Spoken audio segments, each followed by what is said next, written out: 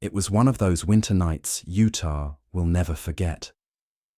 A blizzard howled across the Salt Lake Valley, freezing everything it touched. But inside a quiet suburban home in West Valley City, something far colder was taking shape. At dawn, 2 little boys, ages 2 and 4, were missing. Their father claimed he had taken them camping in the middle of that storm, and their mother, Susan Powell, was gone. Her phone, her purse, her keys, still in the house. The family's minivan, spotted miles away, covered in frost. Over the next few days, Utah would watch a mystery unfold that seemed too dark to be true. A devoted wife, a distant husband, a marriage filled with secrets, and somewhere in that frozen silence, the truth about what happened to Susan Powell vanished with the snow. West Valley City, Utah, December 2009. To the outside world, Susan Powell's life looked ordinary, even ideal.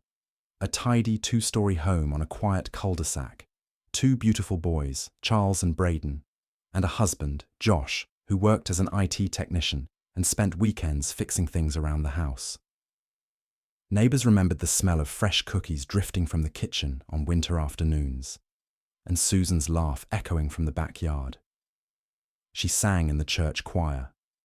She kept journals filled with gratitude lists and prayers for her children. But those same pages also held another truth, one that no one outside her closest friends had ever seen.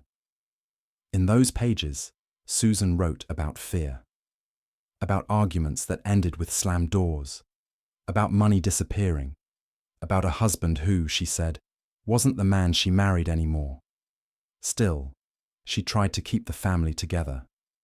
She believed in forgiveness, in marriage, in second chances. She wanted to make Christmas magical for the boys that year, stringing lights across the porch, wrapping gifts she had saved for months to buy. No one could have imagined that within days, the warm glow from that house would be replaced by flashing police lights, and the name Susan Powell would become one of the most haunting mysteries in American true crime. To everyone at church, Josh and Susan looked like a young couple building their version of the American dream.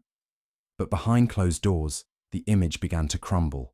Friends started noticing little things. Josh stopped coming to social events. He'd question what Susan wore, who she talked to, how much she spent at the grocery store. At first, people thought he was just frugal. Utah families are known for budgeting carefully.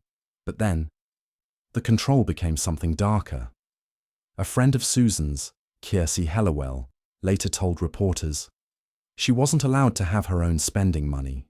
He made her beg for gas money, and if she bought something he didn't approve of, he'd make her return it. Susan tried to hide it. She smiled at church, baked pies for neighbors, and made every effort to keep the peace. But in private, she confided in co-workers that Josh's anger frightened her. He had isolated her from family, especially his own father, Stephen Powell, whose behavior towards Susan had grown unsettling. Stephen would record her on video, write love notes to her, even steal her underwear from the laundry. Susan told a friend she was terrified of that house. When she confronted Josh about his father's obsession, he defended him. "Dad's just lonely," he said. But the line between strange and dangerous was blurring fast. By late 2009, Susan was keeping a private journal. In one entry she wrote, "If I die, it may not be an accident. Josh has been extremely angry lately." She didn't know that those words would later become the single most chilling piece of evidence in her case. And then came the night, the storm, that would change everything. Sunday, December 6, 2009. The wind outside the Powell home howled like an animal. Utah's weather alerts warned of sub-zero temperatures and heavy snow, conditions that kept nearly everyone indoors. But that night, Susan didn't show up to work on Monday morning. She didn't call in sick. She didn't drop the kids off at daycare. Her phone went straight to voicemail. Around 9 a.m., her co-workers grew worried. They called Josh. No answer. They called the police. When officers arrived at the house, no one came to the door. But through the window, they could see movement, Two small figures, the Powell boys, alone inside. The door was unlocked. The children looked sleepy, confused. When asked where their parents were, one of them said softly, "Mummy's sleeping with the angels." Hours later, Josh finally returned home. He claimed he had taken the boys on an overnight camping trip in the middle of the snowstorm. "We left around midnight," he said. "Just needed some fresh air. We went to Simpson Springs." Officers looked at him in disbelief. The drive was nearly 100 miles into the desert. The roads were covered in ice. The temperature was below freezing. When asked why Susan didn't come, Josh shrugged. She was tired. When we got back, she was gone. Inside the house, the scene felt wrong. Two box fans were running on high in the living room, blowing directly onto a wet carpet. A couch cushion was missing. Her purse, phone, and wedding ring, all still there. It wasn't just a missing person anymore. It was the beginning of something much darker, a mystery that would haunt Utah for years to come. Detectives from West Valley City Police arrived within hours. They entered the Powell home carefully, documenting every sound, every object, every smell. The air was thick with the scent of bleach. The fans still hummed, blowing across a damp patch of carpet. It was December, and yet the windows were cracked open. One officer wrote later, "The scene didn't feel right. It felt staged, like someone trying too hard to make it look normal." On the kitchen counter, investigators found Susan's purse, her wallet, and her keys. Her cell phone was on the dresser in the bedroom. Her wedding ring lay beside it, as if deliberately placed there. In the living room, under the couch, they discovered something else, a small smear of blood. Forensics would later confirm it was Susan's. When police questioned Josh, his answers shifted from minute to minute. "We went camping at midnight. We came back around 4 a.m. I don't remember exactly." He couldn't explain why he'd taken two toddlers into the freezing desert while his wife stayed home alone, or why her phone's last text had been sent at 11:43 p.m., just minutes before he said they left. Investigators noted scratches on Josh's hands. He said they came from fixing a broken door, but there was no broken door in the house. Detectives seized his minivan. Inside were camping supplies, blankets, and a circular saw. On the floorboard, traces of blood too small to analyze. To the public, it was still a missing person. To detectives, it was already something else. A husband with a strange story, a spotless house that smelled of chemicals, and a mother who loved her children too much to ever walk away. Within days, the story was everywhere. "Young Utah mother vanishes in snowstorm," the headlines read. Local stations ran footage of volunteers searching the frozen hills, while neighbors described Susan as the sweetest woman you could ever meet. Everyone expected the husband to speak out, to beg for her return, to stand before the cameras and plead for help. Josh Powell did none of that. He stayed inside his house, pulled the blinds, and refused interviews. When police asked for a formal statement, he demanded a lawyer first. When they asked him to take a polygraph test, he said no. Detectives noticed his tone, flat, emotionless, almost rehearsed. "I just want her back," he said quietly, eyes fixed on the floor. Meanwhile, volunteers searched the desert where he claimed to have gone camping. They found tire tracks, burned patches of ground, and what looked like small animal remains, nothing that could be tied to Susan. A neighbor recalled seeing Josh cleaning his car at 3 a.m. that night in freezing temperatures. Another said she heard a vacuum running for hours. As the investigation deepened, police discovered that Josh had made several unusual purchases in the days before Susan disappeared. 5 gallons of gasoline, heavy-duty tarps, a new circular saw blade. When asked why, he said, "Just for projects around the house." Susan's friends didn't believe him. Her parents didn't either. But without a body, without direct evidence, detectives couldn't arrest him. Still, something inside that house was wrong. Every room felt heavy, haunted by a silence that seemed to say more than words ever could. And as winter turned to spring, Josh Powell's behavior would only grow stranger. By early January 2010, the search for Susan Powell had gone national. Hundreds of volunteers combed frozen fields and abandoned mines across Utah and Nevada. But investigators began to realize the clues they needed weren't out in the desert. They were inside Josh Powell's digital trail. Police seized his computers. What they found was unsettling. Thousands of deleted files, dozens of photos of Susan, some taken without her knowing, and hours of video documenting the house room by room, as if preparing for an insurance claim. The footage was dated just days before she vanished. His phone's GPS data told another story. The night of the disappearance, the van's signal went dark for 2 hours near an abandoned mine outside Toole County. When it came back online, Josh was driving north alone. When asked about that gap, he said the phone probably lost signal. Detectives weren't buying it. They learned that Josh had rented a storage unit shortly after Susan vanished. Inside, they found a box of her childhood photos, letters, and baby clothes, things a man expecting his wife's return wouldn't lock away. A cadaver dog later alerted to traces of human scent near the trunk of his minivan. Still, it wasn't enough to charge him. Josh felt the pressure closing in. He packed up his boys, left Utah, and moved to Washington State, into the home of the one person who made investigators even more uneasy, his father, Susan Powell. What detectives would uncover inside that house would reveal a darkness deeper than anyone expected. When detectives followed Josh to Washington State, they began to see a new layer to the Powell family story.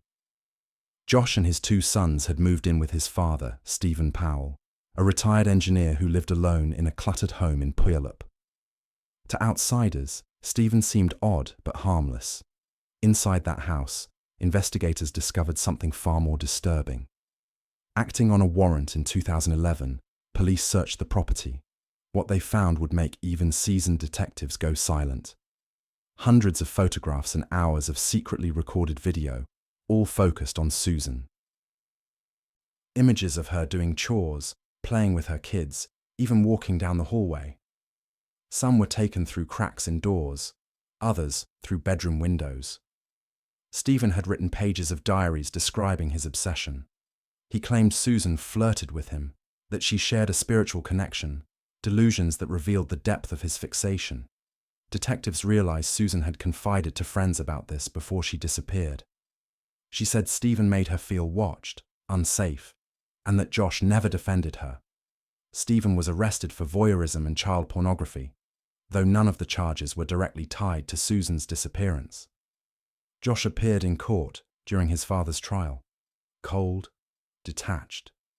He told reporters, "My dad's issues have nothing to do with Susan being missing."